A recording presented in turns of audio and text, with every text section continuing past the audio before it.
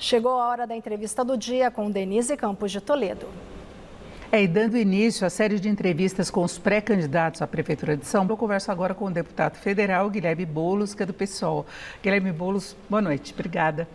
Boa noite, Denise, e a todo mundo que está nos acompanhando aqui na TV Gazeta. Uma satisfação estar aqui com você hoje. E vamos começar falando da escolha de vice, né? Porque é uma chapa que vai concorrer, todo mundo pré-candidato agora, mas Marta Suplicy tem um histórico com o PT. Estava na secretaria de Ricardo Nunes, né, que vai ser seu adversário, candidato à reeleição. Ela saiu da secretaria, voltou para o PT e deve formar a chapa com você. Eu queria saber como você avalia todo esse processo. Muita gente questiona essa mudança muito rápida, saindo da prefeitura e sendo candidata. E retornando ao PT, ela saiu na época da Lava Jato, inclusive internamente no partido havia algumas críticas. Então, como é que foi? Foi a indicação do Lula? Como é que se formou essa chapa? E vai ser isso mesmo?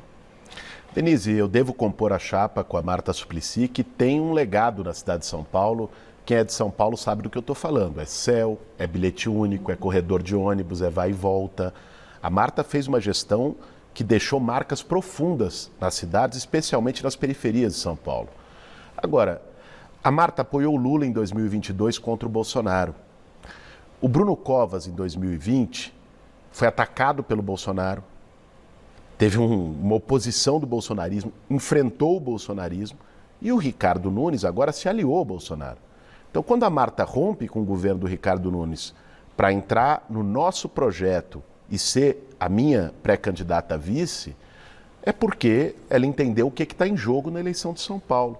A eleição de São Paulo tem que discutir o futuro da cidade, as perspectivas, os grandes problemas que a gente tem na nossa cidade, mas também é um caminho, né, para a gente enfrentar e derrotar aqueles que destruíram o país durante 4 anos, que atacaram a democracia, que tentaram dar golpe no 8 de janeiro, enfrentar esse extremismo. Então a Marta veio compor uma frente democrática, uma frente ampla com a gente para derrotar o candidato apoiado pelo Bolsonaro, que é o Ricardo Nunes. Já se previa desde que se começou a falar nas eleições municipais uma polarização.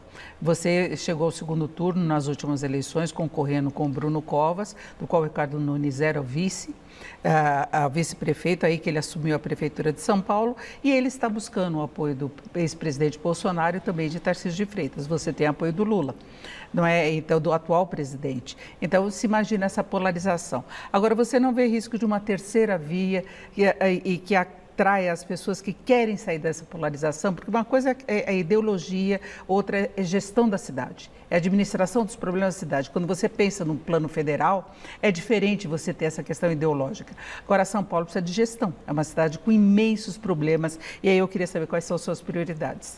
Denise, o que você diz para mim é justamente o que nós estamos construindo na perspectiva da nossa campanha.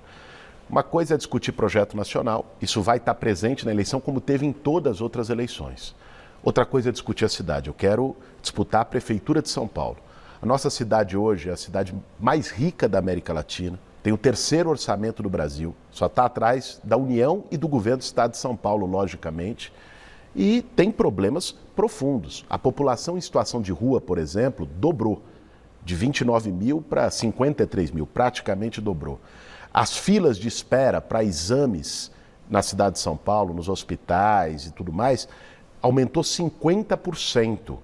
A Cracolândia se espalhou pela cidade por uma política totalmente equivocada e sem planejamento que a Prefeitura Municipal tem feito. Hoje você tem Cracolândias nos bairros. Essa é a situação hoje de São Paulo.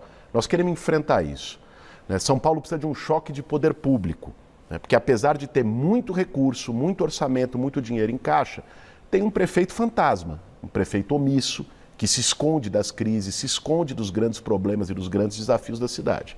Então, o programa que nós estamos construindo com o apoio de mais de 60 pessoas que já passaram pela gestão pública em São Paulo, com o apoio da minha vice, que já foi prefeita, né, de pessoas que têm experiência administrativa e qualidade técnica na discussão de projeto, passa por priorizar uma São Paulo mais humana, ou seja, que tem essas políticas públicas para os mais pobres, de moradia, de urbanização, de saúde pública, de educação. Uma cidade mais segura, né, e a Prefeitura tem algo a fazer em relação à segurança pública, embora seja responsabilidade constitucional do Estado, a Prefeitura pode, você pega o efetivo de GCM hoje em São Paulo, está em 7.500 praticamente. É menor que a GCM do Rio de Janeiro, que tem metade da população de São Paulo. Então você precisa ampliar a GCM, você precisa ter um processo de monitoramento maior. Pega o tema do roubo e furto de celulares, que é um dos grandes dramas da cidade. Vai ser um dos grandes temas de debate, sem dúvida. Nós estamos aqui na Avenida Paulista, no estúdio da Gazeta. A Avenida Paulista é a rua da cidade que teve maior ocorrência de furtos e roubo de celulares. Sabe como você enfrenta isso? Pegando a receptação. Todo mundo sabe onde é que vende celular roubado em São Paulo.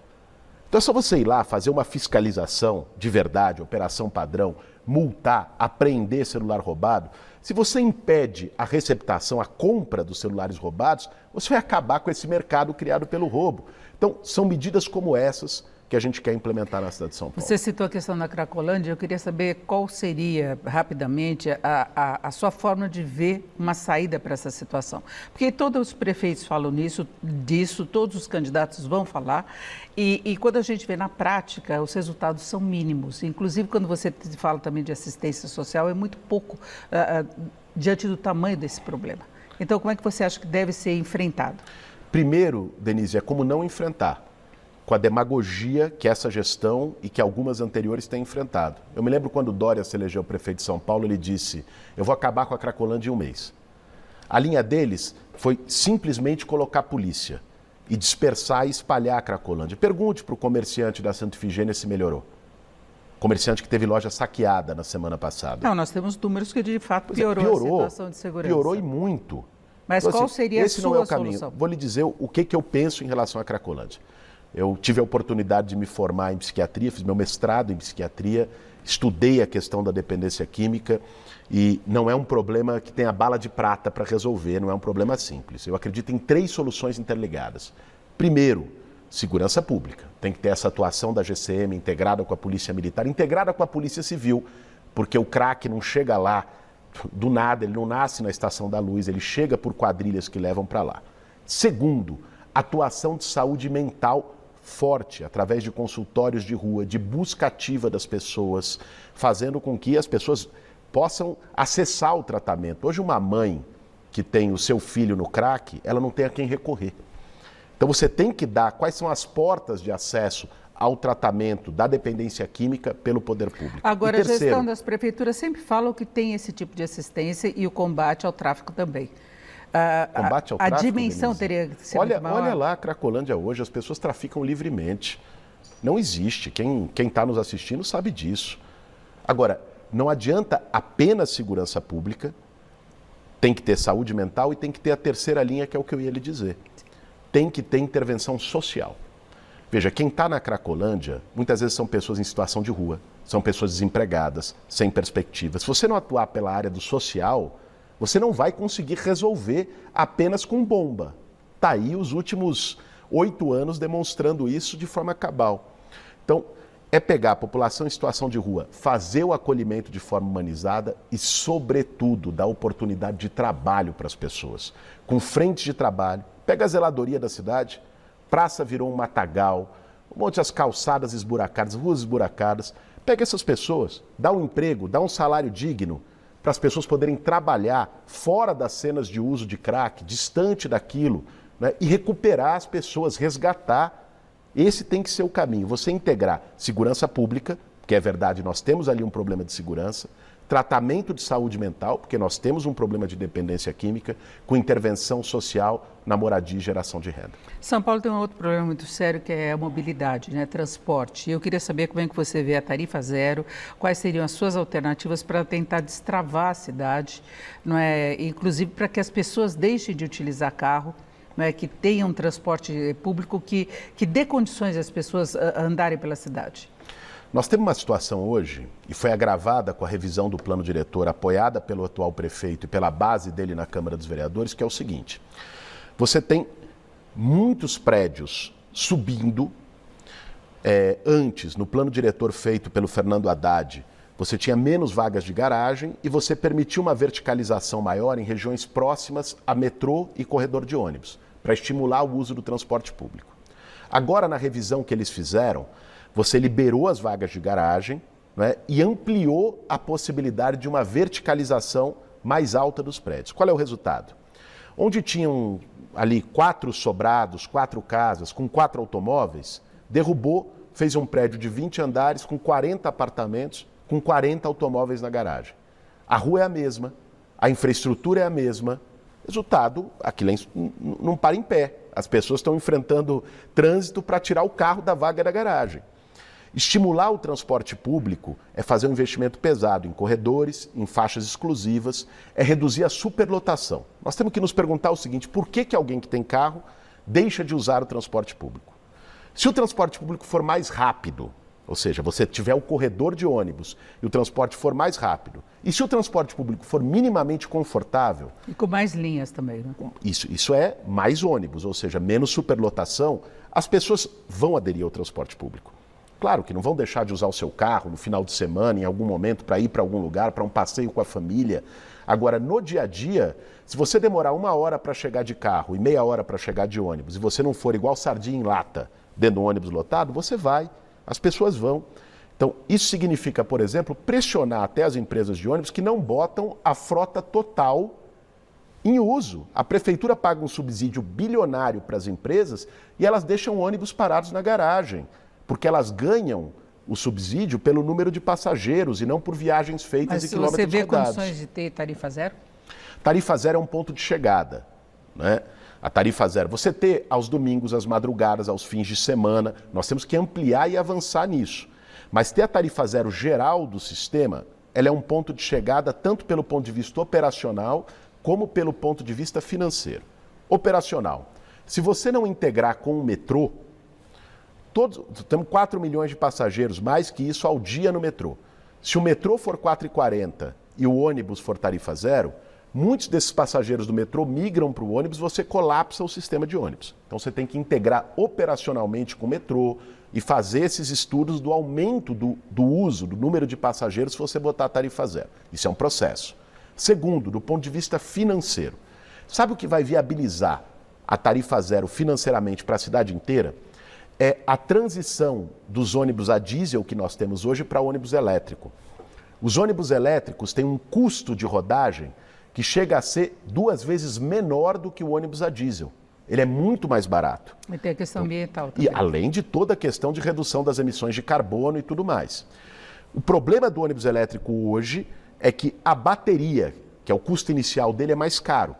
Então você tem que ter um financiamento inicial para viabilizar a ampliação dos ônibus elétricos. Eu tive no BNDES, com o presidente do BNDES, Aloysio Mercadante, chamei as empresas de ônibus de São Paulo para fazer esse diálogo com o BNDES e lá nós conseguimos, junto com o Banco do Brasil, um subsídio de 2,5 bilhões para ônibus elétricos só na cidade de São Paulo.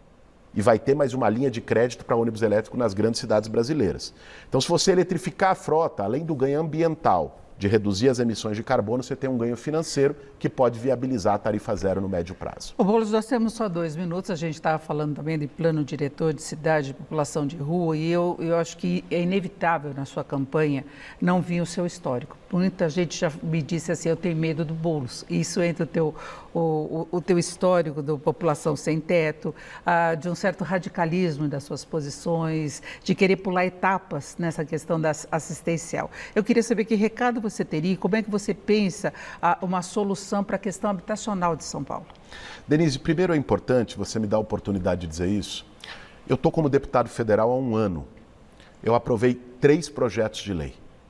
Tempo que o ex-presidente da República, quando deputado, demorou 27 anos para aprovar 3 projetos de lei. Eu aprovei esses 3 projetos de lei com votos de partidos de direita, de centro. União Brasil, MDB, republicanos, pela capacidade de diálogo. Se tornaram leis hoje no Brasil. Política se faz com diálogo, não com fake news, com meme. Aí você fica, não sei quem é radical, é extremista, né? Em relação à política habitacional, eu tenho um orgulho de ter passado os últimos 22 anos da minha vida ajudando pessoas a terem casa.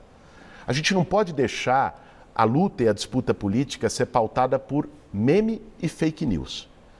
Porque o Boulos invade casas. Eu vi o prefeito da maior cidade da América Latina reproduzindo esse tipo de absurdo. As pessoas têm que ter consequência com o que elas falam. O Movimento Sem Teto, do qual com muito orgulho eu ajudei, pessoas que nós estamos falando, pessoas humildes, que todo fim de mês tem que escolher entre pagar aluguel e comprar o leite das crianças. O Movimento Sem Teto já deu casa para mais de 15 mil pessoas na cidade de São Paulo. Não toma a casa de ninguém, ao contrário, ajuda a garantir moradia para aqueles que precisam. É isso, eu agradeço muito a participação do deputado federal Guilherme Boulos, do PSOL, que é pré-candidato à Prefeitura aqui de São Paulo. Boulos, obrigada, uma boa noite. Obrigado, Denise. Eu que agradeço a você e boa noite a todo mundo que nos acompanhou aqui na TV Gazeta. Com vocês.